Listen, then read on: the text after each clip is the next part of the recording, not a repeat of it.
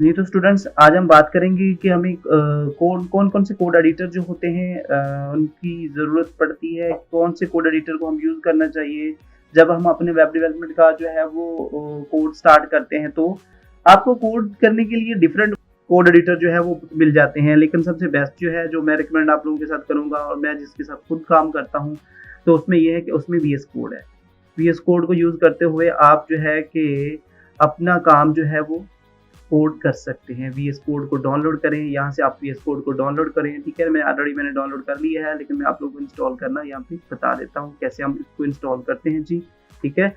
आपने VS code की यहाँ पे इसकी ऑफिशियल वेबसाइट पे जाना है, यहाँ पे आपने इसको डाउनलोड करना है, डाउनलोड करने के बाद आपने क्या करना है, इसको इंस्टॉल करना है, ओके? तो मैंने डाउनलोड ऑलरेडी कर लिया है, तो अब मैं इसको जो है वो इंस्टॉल करता हूँ।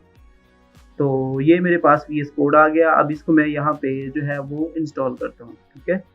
तो इंस्टॉल करने का प्रोसेस बहुत ही सिंपल है। तो यहाँ पे हम नेक्स्ट नेक्स्ट नेक्स्ट करेंगे, तो मेरे पास ये जो है कि यहाँ पे देखिए, इसमें यहाँ पे अगर आप डेस्कटॉप पे आइकन भी क्रिएट करना चाहते हैं तो आप इस पे भी क्लिक करें। उसके अलावा ये बाकी चेक बॉक्स है, आप इनको चेक कर दें तो ये बेस्ट है। अब इसके बाद हम नेक्स्ट करेंगे और उसके बाद इंस्टॉल करेंगे। मैंने ऑलरेडी इंस्टॉल किया हुआ है, इसलिए मैं इंस्टॉल नहीं करूँगा, ठीक है? तो आप इस तरह कोड जो है अपना जो है इंस्टॉल करने के बाद कोड एडिटर अपना कोड जो है वो स्टार्ट कर सकते हैं। तो कोड स्टार्ट करने के लिए हम सबसे पहले हम क्या करते होते हैं, हमें एक फ़ोल्डर बनाना होता है जी, ठीक है? आप इस सिंपल सा एक फ़ोल्डर बनाएँ, ठीक है? आप फ़ोल्डर बनाएँ, फ़ोल्डर पे मैं क्लिक करता हूँ।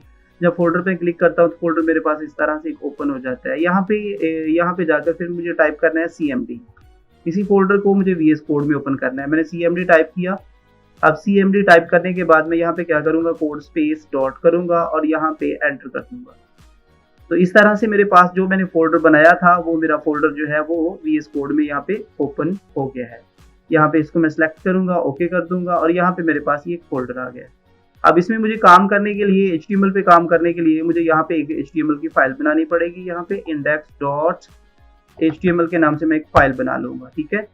तो अब इस पे हम जो है अपना काम जो है वो स्टार्ट कर सकते हैं जी, ठीक है जी। तो इस तरह आप जो है वो कोड एडिटर को यूज़ करते हुए, मतलब आप कोड कर सकते हैं, वीएस कोड को यूज़ करते हुए आप फ़ोल्डर बनाकर इस तरह ओपन कर सकते हैं जी, ठीक है।